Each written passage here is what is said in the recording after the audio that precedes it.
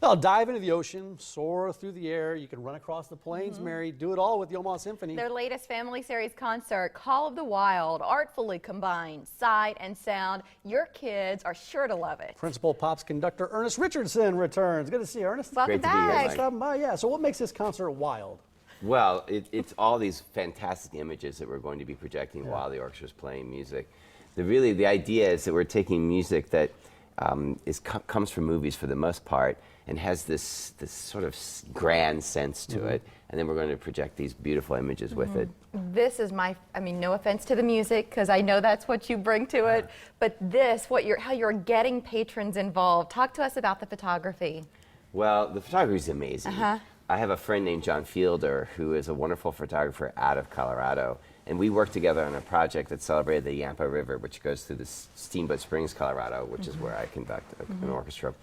And he loves these images. He loves this world, and some photographers can capture more than just the light. They capture the spirit of where they are, and he's that kind of photographer. So the pictures we're looking at now, these are all from him, his images. Yes. But I also read that you put out the call to some of the people who might be coming to your performances and said, do you all have any cool pictures? Right. So did you get some in? Yeah, this whole program is about all of that. It's about professional photography. It's about images that are meaningful to people, and it's combining that with the music that the orchestra plays. And as I'm looking at these pictures, I can almost hear the music that you're going to play, kind of on a grand scale. Can you describe some of the music? Sure. Some of the music is, for example, the theme from Lost World, Jurassic Park. Sure, There's something so noble about that music that just requires these panoramic images that we were seeing. We're also doing music by Howard Hansen from his Romantic Symphony that sounds a little bit like the music from E.T., so we know where John Williams got his ideas. And again, that sense of motion. And then we're doing music from Magnificent Seven, which is a great Western soundtrack, and so it has that Western feel. And all of those will have images associated with it. Pre-concert, I would be disappointed in you, Ernest, if you didn't have gobs of things going on. We especially always with have things going on, these family concerts, because you know it's not about bringing the kids in, putting them in a seat, and then taking them home.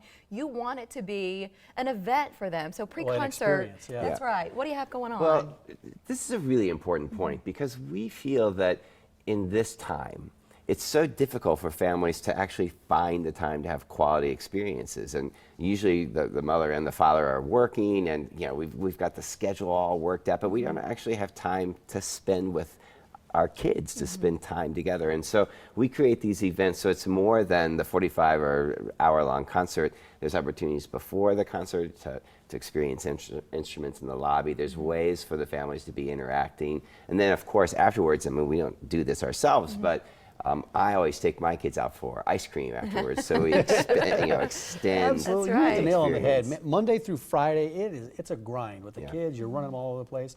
So to spend some quality time with them is great. And do you have live animals? Did I hear that there may be some animals? Yeah, we have a raptor recovery experience as well. Nice. So, And so they'll be in the lobby before and after, or do you know? well, they're actually going to be part of the show. Oh, they'll be in the show. Yeah, okay. right. So how do you make those decisions as you're putting a program like this together and you're thinking about all of these elements and trying to touch the senses? It's like weaving a tapestry almost, isn't it? It's very much like that. The idea is we have the beautiful, amazing sound of a symphony orchestra. What are we going to add to that kind of informs that experience, that creates a broader experience that encourages families to bring their children in? And it used to be the case that you could just do a concert and people would come. Now we have to find ways to sort of connect to the community, so they said, ooh, I'd love to see that image with music, or I'd love to see Peter and the Wolf dance, or whatever we're doing in any particular moment. I'm really curious about this process. So as you're putting it together, do you already have the pieces and then you figure it out, or you feel like there's something missing, or there's an opportunity here to enhance this part of the show, and then you look for ways to fill that in? It's a little of both. And it's most often the case that when we actually come down to the list of pieces that we're going to do, it's like what you described. Here's what we want to achieve. What music will actually do that? And so we go through our memories, we go through the library. We always have these meetings in our orchestral library so that we can look at the scores that we have. We also have access to the internet so that we can say, what contemporary music the kids are watching could the orchestra play? That's another fascinating thing that's going on. Kids' movies like Ice Age, we're doing some music from Ice Age, they hire these amazing composers to create these wonderful scores. So the kids are hearing these fantastic orchestral numbers, not realizing that they're hearing a full symphony orchestra. So if we can pull that into the program, they have those aha moments. Oh, I've heard that, I know that. And they've been listening to symphony music all along. Yeah, how long have you been here, Ernest?